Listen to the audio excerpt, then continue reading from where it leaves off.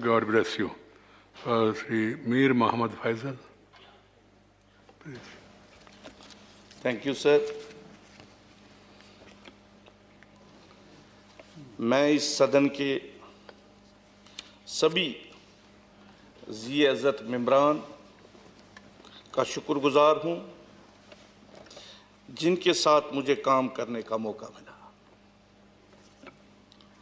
Sir, मैं जम्मू कश्मीर के last district जो कुपवाड़ा डिस्ट्रिक्ट जो बिल्कुल पाकिस्तान बॉर्डर के साथ है, मैंने अपनी शुरुआत सर म्यूनिसिपल कमेटी के वार्ड मेंबर से शुरू किया सर। इलेक्शन लड़ा है सर। वो इलेक्शन भी जैसे कल हमारे प्रधानमंत्री जी ने कहा कि हमने वहाँ पे डीडीसी का इलेक्शन आज वहाँ 70 साल के बाद हुए, तब वो 27 साल के बाद हुआ था सर। उसके बाद मैं उस म्यूनिसिपल कमेटी का चेयरमैन बना, लेकिन कभी ये नहीं सोचा था कि मैं इस राज्यसभा में पहुँचूंगा। म्यूनिसिपल कमेटी से मैं जब निकला तो मुझे मुफ्ती साहब ने कहा कि आप इस छोटा सा शहर है सर, अब थोड़ा जो आसपास के गांव हैं उनमें भी जाया करो। तो कम से कम 8-10 साल में हर गांव में गया सर, क्योंकि हम मेन स्ट्रीम में थे सर। तो 2014 में मैं जम्मू में था तो मुझे अचानक कॉल आई महबूबा जी की कि आप जाओ उधर, वहाँ असेंबली में सेक्रेटरी है मोहम्मद रमज़ान साहब, आपको हमने राज्यसभा में भेजना है। तो मैं गया सर। पहले मुझे लगा पता नहीं ये फ़ोन ये क्या सही है, तो मैंने किसी को बोला यार ये देखो ये कॉल जो आई है क्या ये सच है कि मैं सपना देख रहा हूँ।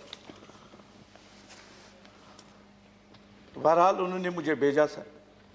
तो मुफ्ती साहब ने हमें बुला के लिया। मुफ्ती साहब ने कहा कि आपको मैं राज्यसभा में इसलिए भेज रहा हूँ, हमारा जो मुल्क है बहुत बड़ा है, महान है।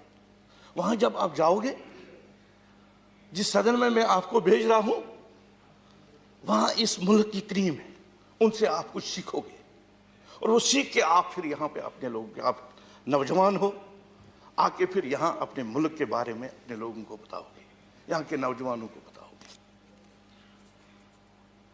राज्यसभा में काम करना एक बहुत बड़ा तजुर्बा था। इसमें बहुत कुछ सीखने को मिला, बहुत कुछ सहना पड़ा। अपने मुल्क और रियासत के मसाइल को उबारने की भरपूर कोशिश की।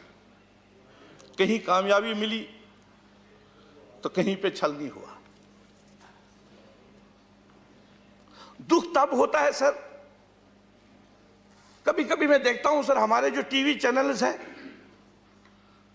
हम लोग जो वहां कश्मीर में मेन स्ट्रीम वाले हैं सर, हम देश के लिए काम करते थे सर। गांव में इस देश का झंडा लेके जाते थे। और कभी हम देखते हैं सर, कभी किसी टीवी चैनल पे कोई कहता है कि मैं कश्मीर में जाके झंडा लगाऊंगा अपने देश का, तो हमें दुख पहुंचता है। जब सेपरेटिस्ट वहां कॉल देते थे बाइकआउट की, हम लोग निकलते थे, लोगों को निकालते थे। भाई रास्ता ये है, रास्ता वो नहीं है। लेकिन दुख उस वक्त होता है सर जब हमें कोई देशद्रोही कहे, वो हम सह नहीं पाते। जितने भी मेन स्ट्रीम पार्टियां हैं, गलतियां हुई है सर, गलतियां होती है। जब भी जम्मू कश्मीर के बारे में कोई फैसला लिया गया, तब के प्रधानमंत्री जी ने जो कहा हमने उस पर अमल किया। अभी हमारे प्रधानमंत्री जी ने आज इलेक्शन का कहा, वहां लोग निकले, जो हुआ वो कहना चाहिए सर। मैंने देखा है सर, जो उज्ज्वला स्कीम है या बाकी स्कीम है, मैं जब म्यूनिसिपल कमेटी का चेयरमैन था, हमें साल में 5 लाख रुपया मिलता था। आज हमारे जो लोग हैं, मैं जब उनसे पूछता हूं, वो कहते हैं कि हमें 14th FC में 5 करोड़ मिले। जो हुआ वो कहना चाहिए सर। इसी तरह गैस का सर, कल तक हमारी जो लेडीज थी वो जंगल से लकड़ी लाती थी, जो ऊपर गांव में है, आज उनके घरों में भी गैस है। जो काम हुआ वो कहना चाहिए सर। लेकिन जहां हमें ये लगता है कि जब हमारे ऊपर भी कहीं पे खासकर इन मामलों में उंगली उठी है तो वहां दुख होता है सर। इसलिए मैंने कहा सर, अपने मुल्क और रियासत के मसाइल को उबारने की भरपूर कोशिश की। कहीं कामयाबी मिली तो कहीं पे छल नहीं हुआ, लेकिन ये सिलसिला चलता रहेगा।